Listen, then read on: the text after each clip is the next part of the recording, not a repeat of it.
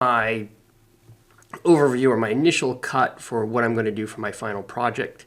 I debated a lot on what I was going to do, but I think I've settled on looking at weaponization of insider information as it pertains to political organizations, specifically the Democratic National Committee, and I'll explain why I chose that in a second. So, overall, again, looking at cyber governance for political organizations, the 2016 election, I know it's now fading into memory now, but back at the election or afterward, it was a significant event, a significant hack. And it's a little bit different than maybe some of the other cyber governance issues when you're talking about critical infrastructure or mass hacking. This was hacking, but this was more information operations than it was extensive cyber intrusion or cyber hacking. What it was, and I want to make sure it's clear, is that this was the hacking of insider information, the weaponization of insider information to the detriment of one party. There's been a lot written about the 2016 election, a lot written about all sorts of details that aren't really relevant. The relevant part is that the Russians knew that insider data is far more titillating than run-of-the-mill information or run-of-the-mill data. They know that, and the best way to do it is to hack on the inside, hack emails, hack files, to try and undermine your opponent. And again, insider information builds credibility. I will say this, I always give this example when I talk about this. You can imagine that during the Boeing crisis, back when Boeing 737s were falling out of the sky, let's just say that Airbus hacked into Boeing and found an email saying, I wouldn't let my daughter get on a 737.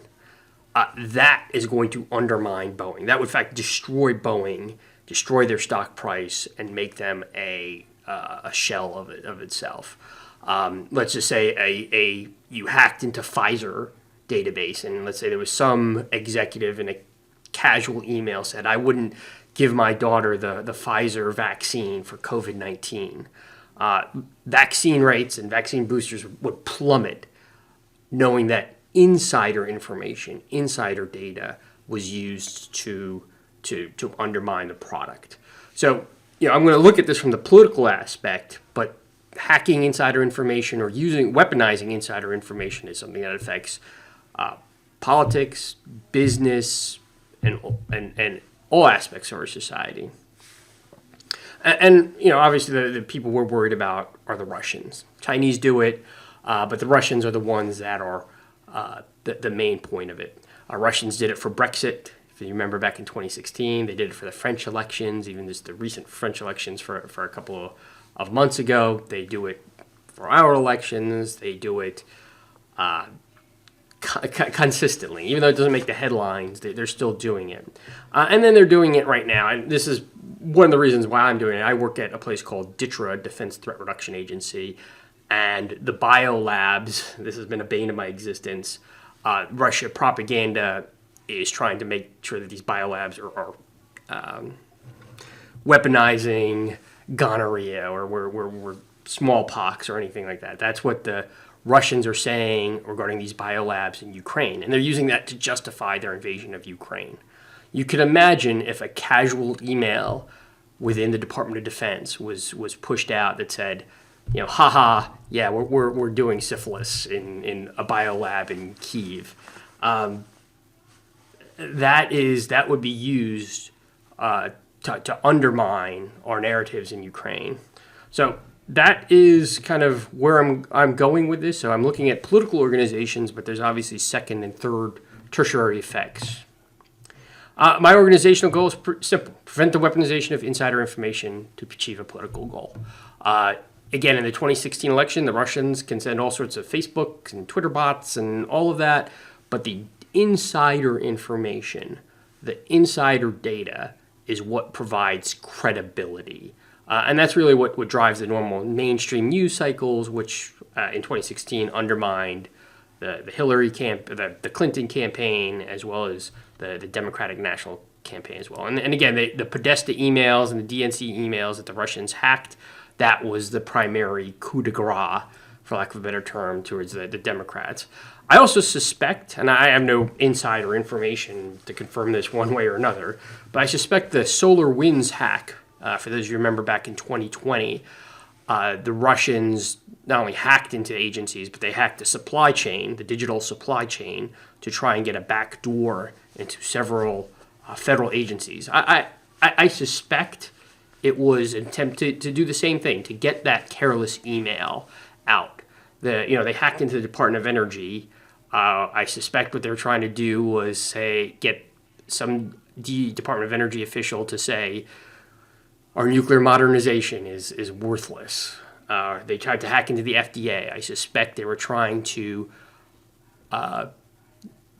get insider information on vaccines, or trying to undermine the RNA vaccines at the expense of the Russian vaccines that they were perpetrating to the rest of the world.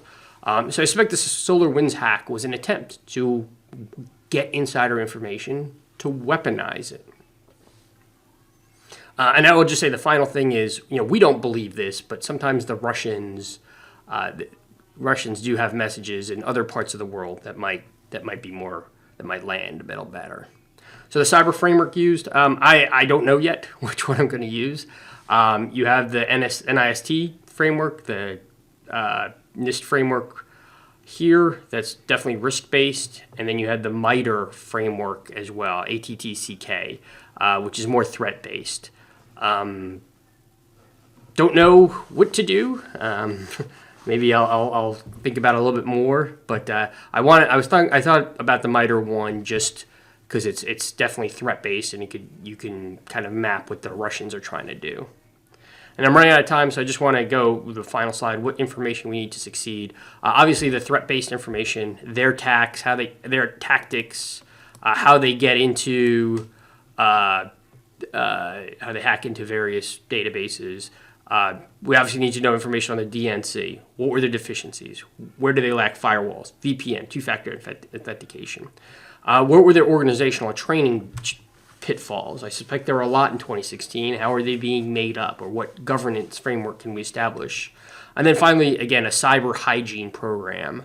Are patches updated, or are emails being checked to make sure that there is no cyber or there's no malicious information that can be used to embarrass or undermine the organization. So that's my presentation. If there's any issues, please let me know.